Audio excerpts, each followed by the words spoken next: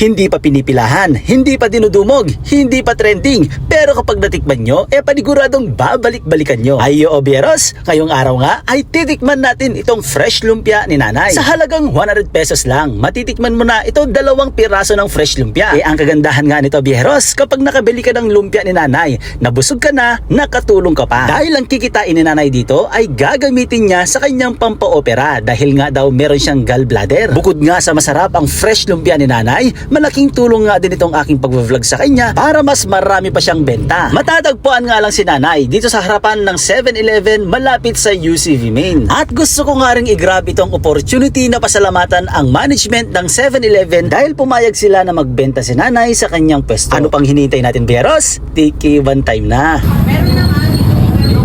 Nay, ano po yung binibenta nyo, Nay? Fresh lumpia, sir, tsaka leche plan po, chicken pastel. Magkano po yung ano nyo po? Yung 100 po dito. 100 po, sir. 100 po dito? Opo, sir. 100 po. Tapos yung ano nyo po? Yung 100 din po, sir. Chicken pastel, sir. Tapos itong ano nyo po? 100 din po, sir. 100 pesos. Okay. Pakita lang po muna natin, no? When, sir, when, sir. Anay, ano po?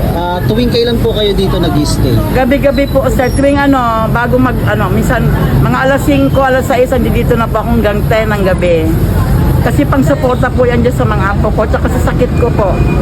Tapos minsan po, saan po kayo nagagawin? Nasa po ako, tapat po ako ng Cathedral, 7-Eleven din po, sir. So mga boss to, kung kayo Nay, 100 pesos lang to, meron ka ng 2 fresh lumpia. So ano, may kasama na rin po yung sauce yan, Nay? When, sir, kompleto po. Ito po siya. Yan. Bali 100. May ano po kayo, Nay? May kutsara po kayo? Meron po, sir.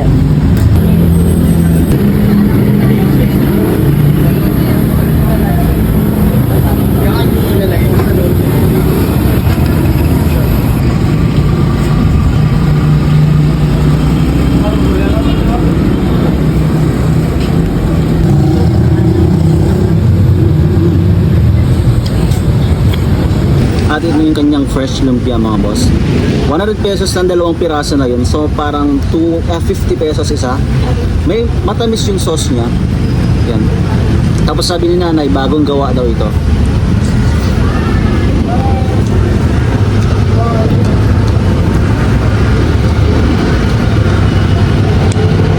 Solid na to.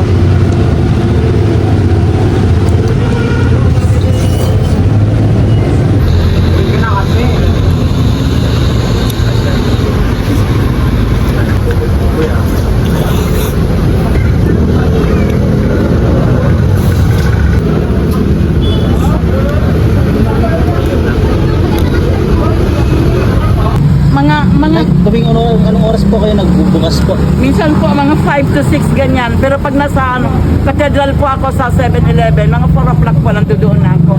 Hanggang 10 po ng gabi. Hanggang sa makapaubos pa ako. Nag-iipon kasi ako ng pampaopera ko, sir. May gallbladder po ako. Promise.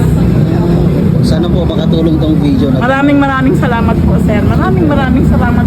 Nice meeting you po, sir. God bless you po.